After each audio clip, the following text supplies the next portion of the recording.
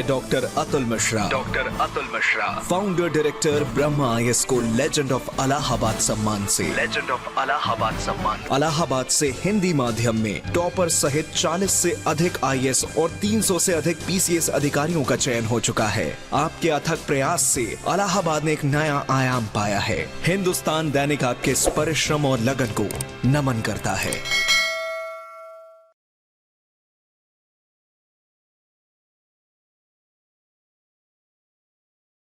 आइए हम लोग अपने अगले बिंदु पर आते हैं कि IAS की तैयारी कैसे किया जाए।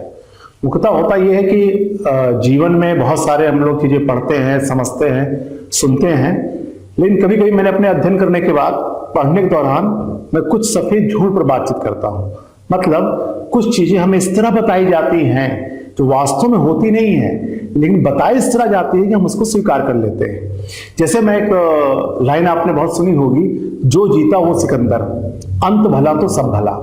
देखा जाए तो ये लाइन इस तरह हमारे जीवन में रच बस गई है कि हम इसको अंतिम सत्य मानते हैं, लेकिन अगर थोड़ा सा इस पर विचार करें तो ये पूरी तरह से सच नहीं है। जैसे उदाहरण के तौर पर कि अगर हम ये कहते हैं कि जैसे किसी से पूछा जाए कि आप जीवन में किसका सबसे अधिक सम्मान करते हो, या चलिए व्यक्तिगत ना करें तो अगर महात्मा गांधी, हम सब उनका बहुत सम्मान करते हैं, सुभाष चंद्र बोस, अंबेडकर, अगर इन लोगों के बारे में देखें तो जब देश आजाद हुआ, आजादी के बाद जब महात्मा गांधी से पूछा गया कि अब आप क्या कहेंगे, तो उन्होंने बहुत निराशा भाव में ये कहा कि ये मेरी आजादी नहीं है।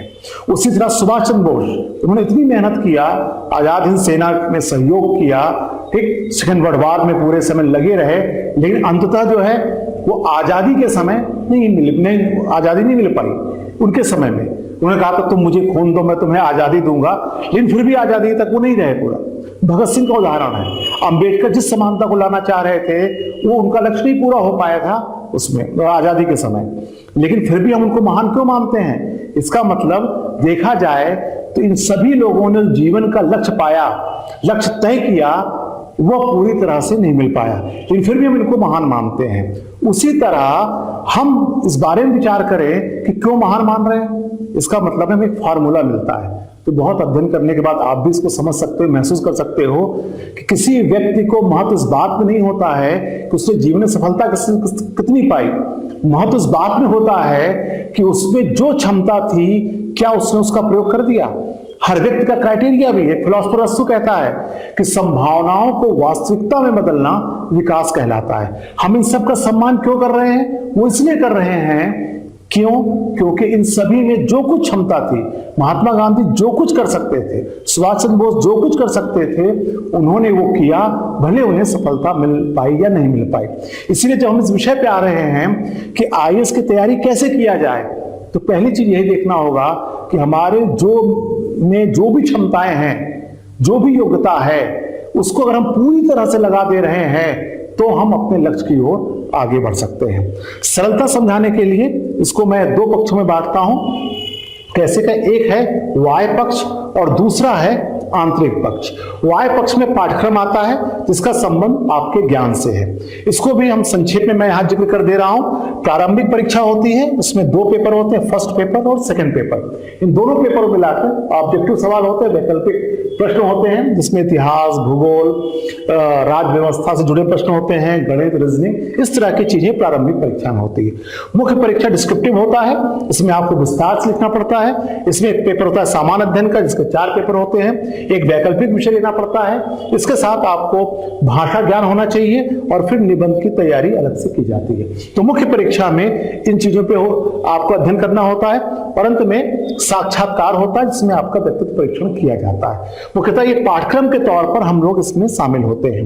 मुख्यतः तैयारी करने वाला विद्यार्थी जब तैयारी शुरू करता है तो वो इसी पे ध्यान केंद्रित करता है। ये इसका बाह्य पक्ष है। इन चीजों की तैयारी होगी कैसे, इसके पीछे जो चीजें, जो लक्ष्य उपस्थित रहता है या जिन चीजों की आवश्यकता होती है, मैं उसको प्रतियोगिता का आंतरिक पक्ष कहता हूं। अगर आपने आंतरिक पक्ष पर अच्छी तरह से काम किया है, तब जाके ये बाह्य पक्ष अपने आप बेहतर तरीके से तैयार हो सकता है। इसमें मैं अक्सर विद्यार्थियों से 2 शब्द का इस्तेमाल करता हूं। वो एक होता है उत्साह और दूसरा अभ्यास।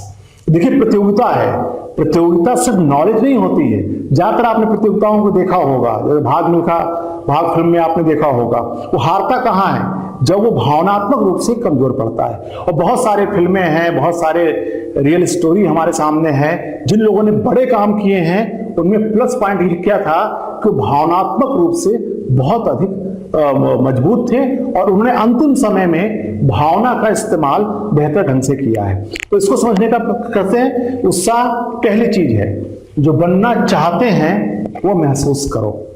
इस पर बहुत कम ध्यान दिया जाता है। जैसे अगर मैं, कोई विद्यार्थी मेरे पास आता है और जब वो मुझसे कहता है मैं आईएएस बनना चाहता हूं, तो मैं उससे पहला सवाल ये पूछता हूं, ठीक है 10 ऐसे आईएएस ऑफिसर्स के नाम बता दीजिए जिन्हें आप बेहतर मानते हैं। बहुत सारे बच्चे, मैं आपसे भी पूछ रहा हूं, अगर आप आईएएस की तैयारी कर रहे हैं तो क्या आपको 10 ऐसे आईएएस ऑफिसरों के बारे में पता है? उनके नाम, उनके काम करने का तरीका, और वो जो बहुत अच्छी तरह से फील्ड में काम कर रहे हैं। तो ऐसा क्यों जरूरी है? जैसे मेरे बड़े भाई मार्शल आर्ट के खिलाड़ी हैं, तो हम उनको वो बचपन से पता था कि घर में जो है ब्रुसली की फोटो टंगी रहती थी, रोज उसको देखते थे, प्रेरणा लेते थे। तो जो बनना चाहते हैं वो क्या आपके सामने है? मैं नहीं कह रहा हूं कि आप आईएएस ऑफिसर्स की तस्वीर लगाएं, लेकिन आपके जहन में कहीं ना कहीं उन लोगों के चित्र होने चाहिए, उन लोगों के बारे में आपको पता होना चाहिए जो इस सेवा में जाकर बेहतर काम कर रहे हैं। इसीलिए गीता में भी कहा गया है बहुत अच्छे तरीके से, और आपने गीता में बहुत सारे उदाहरण होते हैं जो मुझे उदाहरण बहुत अच्छा लगता है। वो कहते हैं कि अगर तुम मुझे पाना चाहते हो तो मेरे बारे में ही सोचो, मेरे बारे में ही चिंतन करो, और कुछ भी काम करने से पहले यह सोच लो कि तुम्हारा यह काम क्या मेरे निकट लाएगा।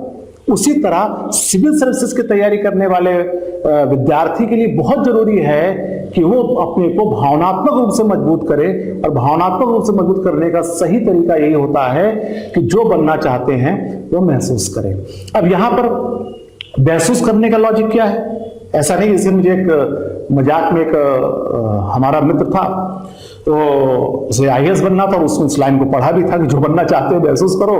तो मैं देख, तो उसकी दिनचर्या उसने क्या किया, उसने वाय पक्ष में काम किया, जैसे 2-3 तौलिया का इस्तेमाल करना, और इसी तरह क्या होता है कि बहुत इस तरह के महंगे कपड़े पहनना, इस तरह की चीजों को करना कि जिससे कि वाय पक्ष पे ज्यादा महत्व दिया जा रहा है। लेकिन इसको हम गंभीरता से सोचें कि जो महसूस करने का आशय क्या है। किसी एक मामले में जिस तरह एक सिविल सर्विसेज का अधिकारी सोचता है, क्या आप उस तरह सोच रहे हो? और जिस दिन वो आप सोचना शुरू कर दोगे, धीरे धीरे आपके व्यक्तित्व में आने लगेगा। इसको 2 पक्षों के आधार पर हम समझ सकते हैं। पहला पक्ष, मान लो उदाहरण के तौर पर, अगर अभी ट्रंप भारत आ रहे हैं या भारत वो आए, तो ट्रंप के भारत आगमन पर यहाँ का जो भारत का जो विदेश सचिव है या जो एक आईएएस ऑफिसर होता है जो विदेश विभाग में काम कर रहा है, वो क्या सोच रहा होगा? उसे ये बताना पड़ेगा कि ट्रंप के भारत आने से क्या लाभ हो रहे हैं, भारत को उनसे क्या लाभ होगा। इस बारे में वो उसी दिन, उनकी यात्रा से पहले, उस जिस दिन यात्रा हो रही है उस दिन वो बिंदु बनाएगा। और इसका उल्टा भी होगा, वो ये भी देखेगा कि इससे नुकसान क्या हो रहा है और इससे हमें क्या फायदा हो सकता है और उसका विश्व राजनीति पे क्या प्रभाव पड़ेगा। अगर आप आईएएस बनना चाहते हैं तो आप भी उसी तरह महसूस करके एक जिम्मेदारी के तौर पर उसी दिन लिखते हैं, और उन समस्याओं को भी लिखते हैं, उनके समाधान को भी लिखते हैं। और ये प्रक्रिया रोज हो रही है, तो फिर ये धीरे धीरे आपके व्यक्तित्व का हिस्सा बन जाता है। तो महसूस करने का पहला तरीका ज्ञान के स्तर पर है। दूसरा महसूस करने का तरीका ये हो सकता है कि आप उस तरह के व्यक्तित्व की कल्पना करें जिस तरह का व्यक्तित्व एक प्रशासनिक अधिकारी का होता है। एक छोटा सा उदाहरण मैं यहां दे सकता हूं इस मूड को समझने का कि क्यों आपकी अलग अलग तरह के पेपर लिए जाते हैं। जैसे एक, मैं जब पत्रकारिता में था, अखबार में मैं काम कर रहा था, तो वहां पर एक प्रसिद्ध गाजियाबाद में इनकाउंटर हुआ था, सूर्यप्रकाश शुक्ला का इनकाउंटर था। उसमें कुछ पुलिस ऑफिसर शामिल थे। पूरा हम लोगों ने रिपोर्टिंग की और उसके बाद प्रेस कॉन्फ्रेंस में भी चर्चा हुई। खैर उसमें थोड़ी बहुत मुलाकात हुई। उसके बाद 2001 में यहाँ पर महाकुंभ लगा। उस महाकुंभ के मौके पर वो पुलिस अधिकारी भी आए थे यहाँ पर, जिन्होंने इनकाउंटर में जो शामिल रहे। जब मैं उनसे यहाँ मिलने गया तो रोचक था वो ऑफिसर जो इनकाउंटर बहुत अच्छी, मतलब बहुत बेहतरीन तरीके से अपराधियों को ठिकाने लगाने का काम कर सकता था। या वो जो बहुत आक्रामक, जिसे गुस्सैल माना जाता था, लेकिन जब आप मेले में जब वो अधिकारी बन के आया हुआ है तो देखिए संतों से बात करना, संतों की समस्याओं को सुनना, बहुत सारे लोगों के बीच वो जाके विनम्रता से बात कर रहा है। इसका मतलब ये है कि अगर वही एक व्यक्तित्व जो है जब मौका आने पर वह कड़ाई से काम कर रहा है और लोक हित को देखते हुए वो एक सामंजस्य के साथ काम कर रहा है, लोगों से जुड़ने का प्रयास कर रहा है। इसका अर्थ यह है कि जैसे ही आपको किस तरह का व्यक्तित्व चाहिए, हमारे अवधी भाषा में एक शब्द मिलता है जिसे फरहर शब्द कहते हैं। फरहर का मतलब होता है कि जो हर काम को करने में सक्षम हो, और वह ऐसा हर काम को करने का मतलब यहां मेरा बिल्कुल आशय नहीं है कि वह जो है वो फिल्मों की तरह कोई जेम्स बॉन्ड की तरह काम करे। यहां सामान्य सा अर्थ है कि जैसी सिचुएशन आ रही है उस सिचुएशन के आधार पर अपने व्यक्तित्व को ढाल ले और वो वही काम करे जो सरकार के या लोक हित में हो सकता है। तो यहां पर अब ये भावना आएगी कैसे? जब हम उन लोगों को रोल मॉडल मानेंगे और उनके बारे में अध्ययन करेंगे।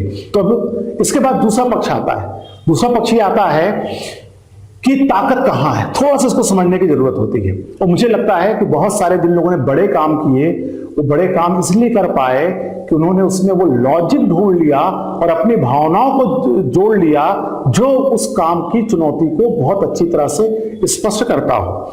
जैसे बैकग्राउंड में जाए, जब मनुष्य शुरू में जानवरों के लेवल पे रहा होगा या धीरे धीरे सभ्यता का विकास हुआ तो ताकत कहां थी?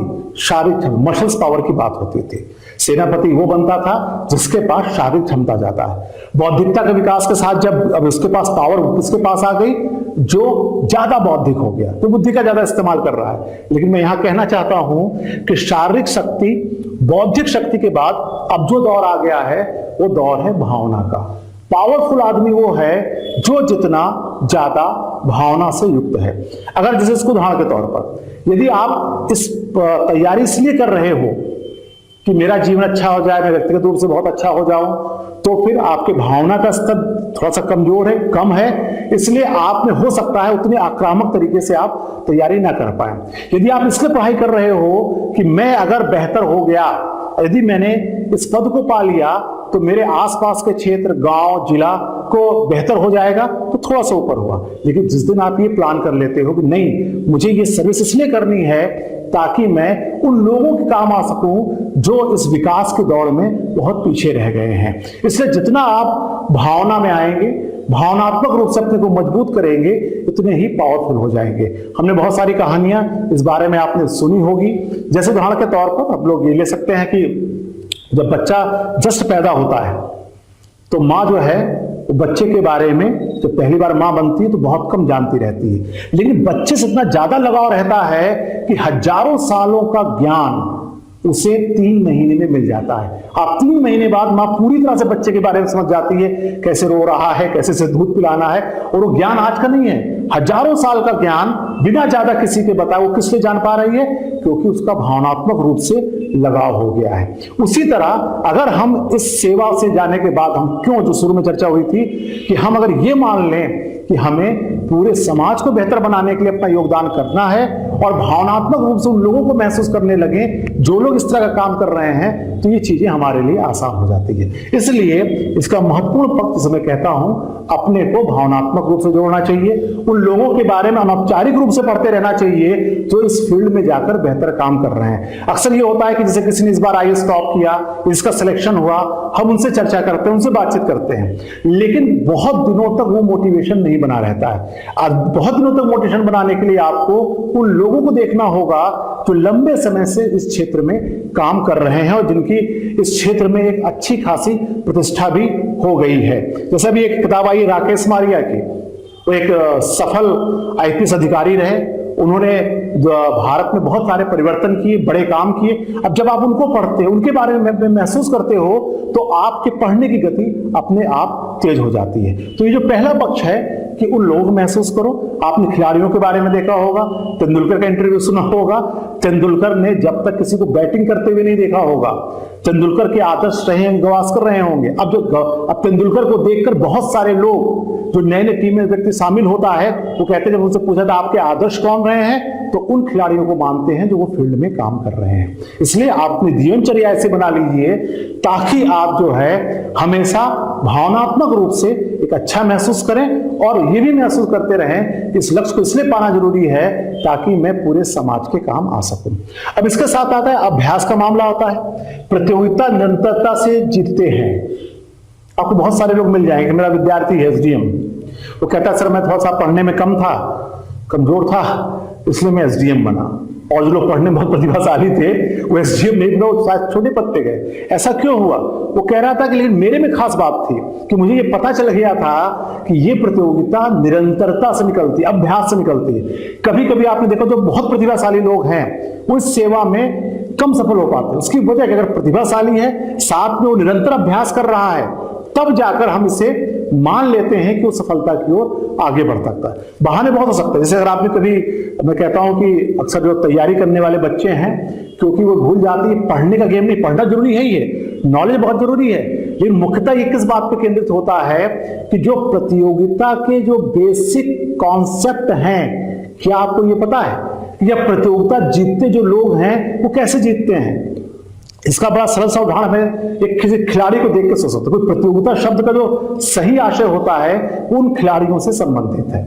जैसे मैं अपने एक आध दो परिवार में भी जानता हूं, या जो मेरे बड़े भाई जब वो नेशनल चैंपियन हुए मैंने उनको अक्सर देखा है उसमें, तो कोई भी समस्या आ रही है घर में या किसी तरह के चैलेंजेस आ रहे हैं, पहला सवाल एक खिलाड़ी यही पूछता है कि क्या मैं इस कंडीशन में भी अपना अभ्यास जारी रखता हूं। और बहुत सारे जो आपको तो कोई ओलंपिक में मेडल जीतता है या कभी आपको लगता है कि उसने सेंचुरी बनाई, तब आप जब उसके पीछे का बैकग्राउंड देखोगे तो लगेगा 10-12 साल से अनवरत बिना किसी रुकावट के उन्होंने अपना अभ्यास जारी रखा। और अभ्यास का कोई विकल्प नहीं है, कोई ये नहीं सोच सको ये पूरा खेल जो है वह प्रतियोगिता में निरंतर अभ्यास का है। हमारे परिवार में दो उदाहरण मैं ले सकता हूं।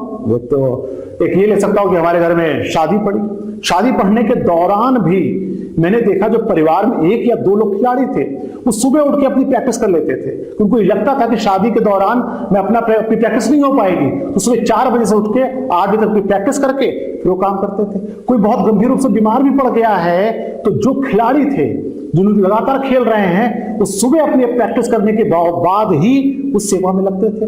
तो क्या हम सोच सकते हैं अगर कोई विद्यार्थी ऐसा है, अक्सर मैं देखता हूं मैं इलाहाबाद जो अपने क्लास में जो बच्चे आते भी हैं, घर में कहीं कोई शादी वगैरह पड़ रही है या कोई आयोजन पड़ रहा है तो लंबे गायब कर जाते हैं। इसलिए मैं कहता हूं कि अभ्यास के लिए आपको निरंतरता को महत्व देना पड़ेगा। और इसके साथ साथ मैं कहता हूं ये अभ्यास में सहायक क्या होता है, लगे यहां मैं बताना चाहता हूं सेहत। अगर आप शारीरिक रूप से आपको स्वस्थ होना बहुत आवश्यक है।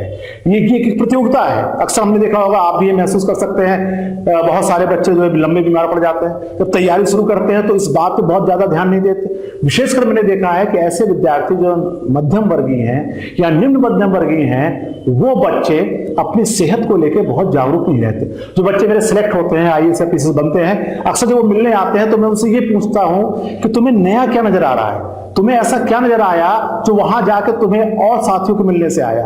तो बहुत सारे विद्यार्थियों ने दिखाया कि सर हम लोग जो बच्चे आते हैं, विशेषकर मध्यम वर्गीय बच्चे आते हैं, वो सेहत के प्रति बहुत जागरूक नहीं रहते। इसलिए मैं कहता हूं कि आपको एक ये लंबी दौड़ है, मेहनत करनी है, इसलिए आपको रूटीन ऐसा बनाना चाहिए जिसमें बहुत महंगा नहीं खाना है, ऐसी चीजों को आपको खान पान रखना चाहिए जो आपको स्वस्थ बनाए। साथ में आपको ये भी देखना चाहिए कि जो शरीर के लिए जो एक्सरसाइज, जो मिनिमम न्यूनतम एक्सरसाइज की जरूरत है वो आपको करने की आ जाती है। अगर स्वस्थ शरीर में ही लोग कहते हैं ना कि अच्छे विचार पनपते हैं, तो इस तरह हम भावनात्मक रूप से अपने को मजबूत करते हुए निरंतरता के साथ इसको अगर हम आगे बढ़ाएंगे तो हम सफलता की ओर ज्यादा आगे बढ़ सकते हैं।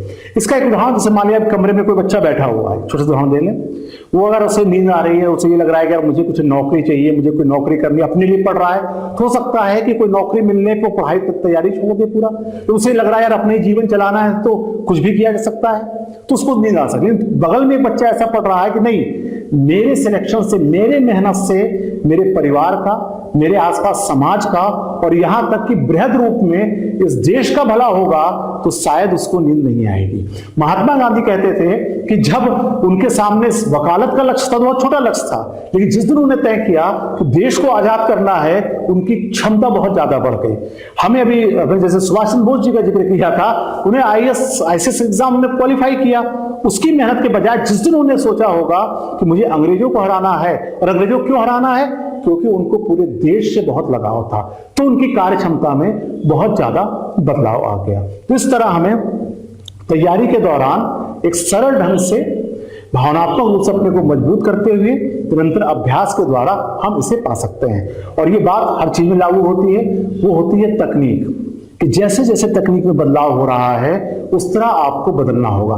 तकनीक में बदलाव के ऐसा नहीं कि बहुत क्रांतिकारी परिवर्तन होता है, पढ़ने के तरीके में थोड़ा बहुत बदलाव हो सकता है। जैसे एक फिलोसोफर है विटगेनस्टाइन, उन्होंने बहुत मेहनत से अपने जीवन की जो सबसे अच्छी किताब लिखी, और उस किताब फिलोसफिकल इन्वेस्टिगेशन, उस किताब का नाम संभवता है, उस किताब की उन्होंने पूरी मेहनत के बाद 2 लाइनें लिखी हैं। और जब मैंने भी 2 लाइन, भाई कोई व्यक्ति जो महान फिलोसोफर हो वो अपने जीवन भर की मेहनत को इस किताब के माध्यम से ला रहा हो, और ऊपर वो 2 लाइन का लिख रहा है, प्रगति का स्वरूप ही ऐसा होता है कि जितनी होती नहीं उतनी हमें नजर आने लगती है।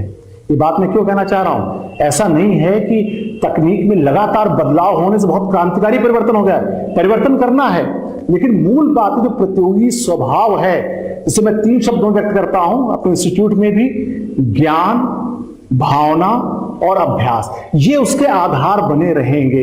लेकिन ये भी जरूरी है कि हमेशा अपने को अपडेट करते रहना। जैसे इलाहाबाद के बारे में बहुत किस्सा मशहूर है, उसका आपने सुना भी हो कि एक बार एक बहुत महान साहित्यकार बहुत सालों बाद इलाहाबाद रेलवे स्टेशन आए। उस रेलवे स्टेशन को उन्होंने देख के कहा, अरे रे वाह भाई, रेलवे स्टेशन भाई मजा आ गया यहाँ आकर। तो रिक्शा वाला आगे आया, कंपनी बाग गए, कह रहे वही पुराना कंपनी बाग, भाई मजा आ गया यहाँ पर आकर।